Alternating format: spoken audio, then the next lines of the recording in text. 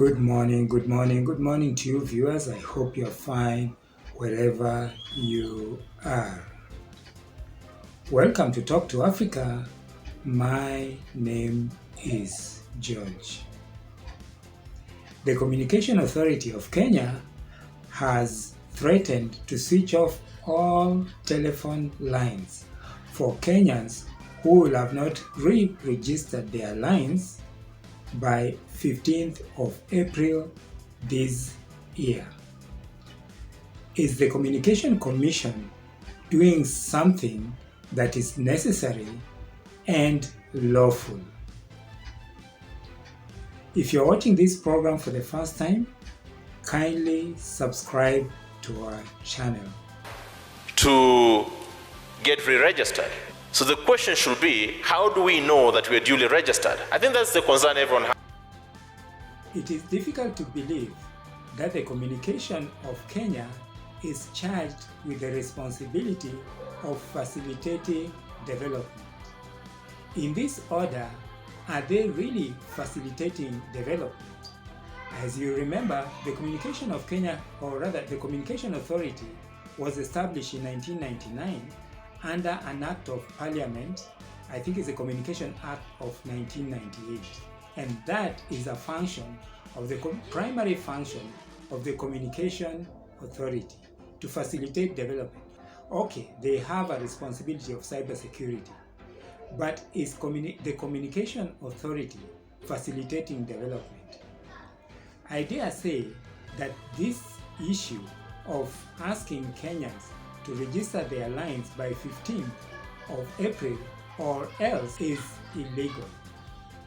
That act in itself, although this morning I understand that the High Court has refused to grant orders to quash that order by the Communication Authority, I feel that it infringes on people's rights.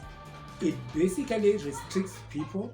It's kind of a dictatorship, and it's unfortunate.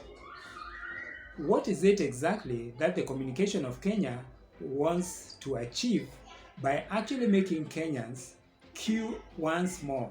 Queue for fuel, queue for scarce commodities in the supermarket, like milk, and now queue to register their phone lines, which are already registered and active.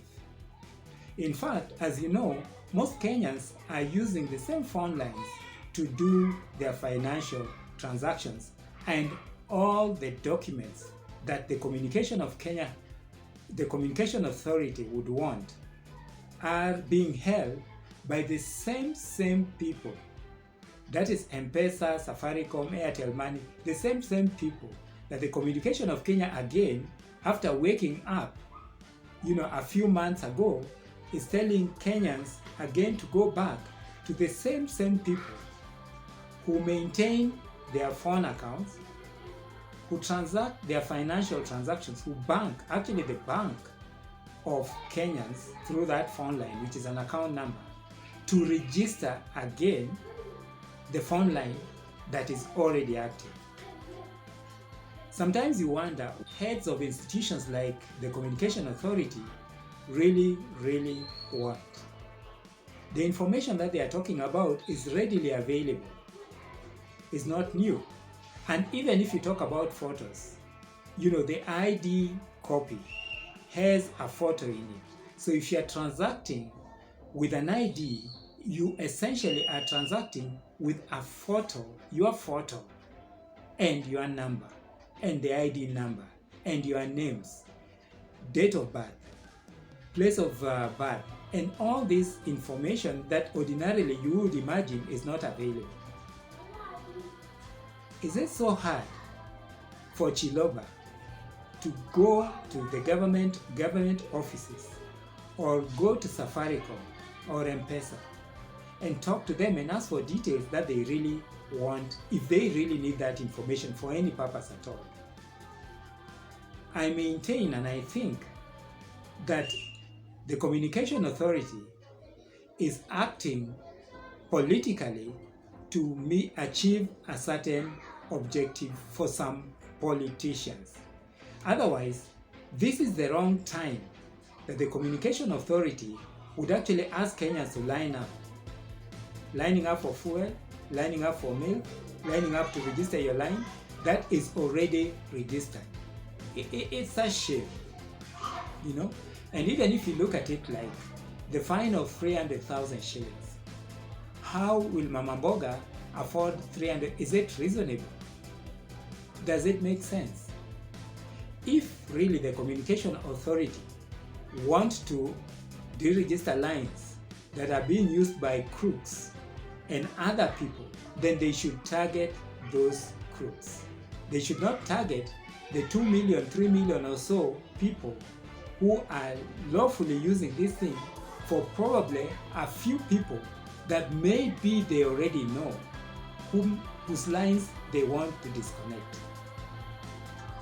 If the Communication Authority really is serious in targeting those lines that are not full-time on phone or online, you know, then they have an argument, and all they need to do, as they always do, because they are experts in bringing down equipment of media houses, they can target those lines that are never full-time online and disconnect or discontinue those specific lines. That way, they will eliminate those lines that are only switched on when there's a financial transaction that requires to be done, which more often than not, it'll be a fake financial transaction. That is a simple way of doing it.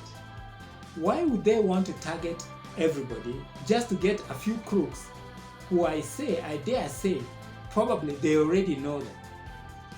By having a national ID, the government already has details.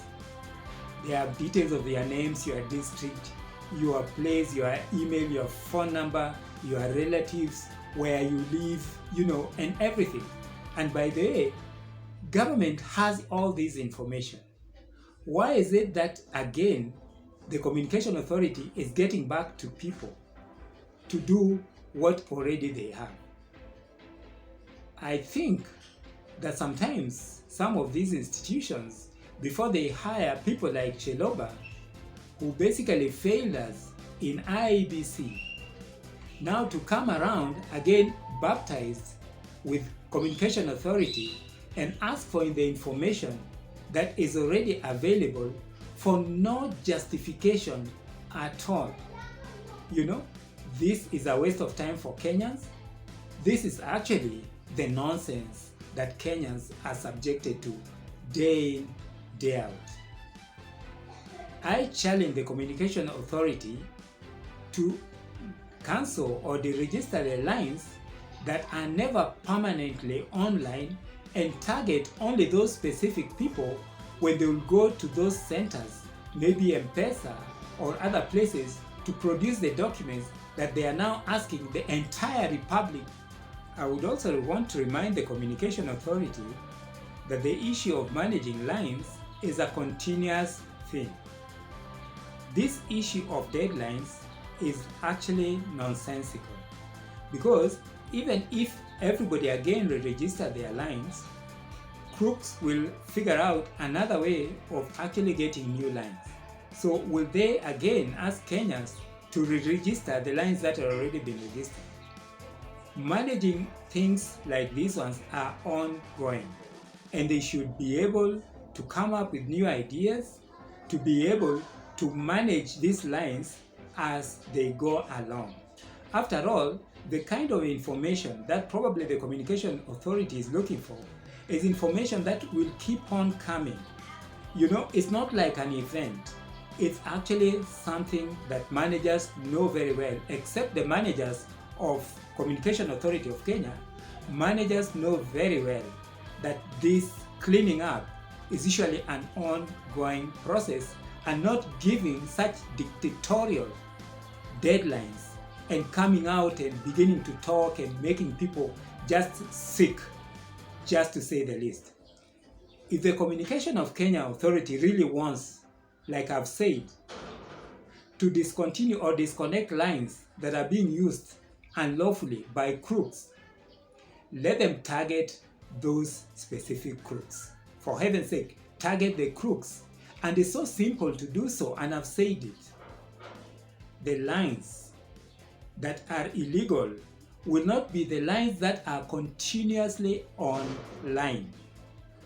Lines that use full-time, 24/7, day in, day out, even if you have 2 lines, will be lines that are active and for genuine Kenyans. The lines that are being used by the crooks they already know, and those who live in prisons, or prisons if that's where they are, will be lines that are switched off immediately after a transaction. I think that there's another reason why this is happening, especially now when the campaigns are on and hot and very active. Nominations are going on, and somebody is still coming on air to talk to people about registering lines that have already been registered. Thank you very much for tuning in. Welcome to Talk to Africa. My name is George.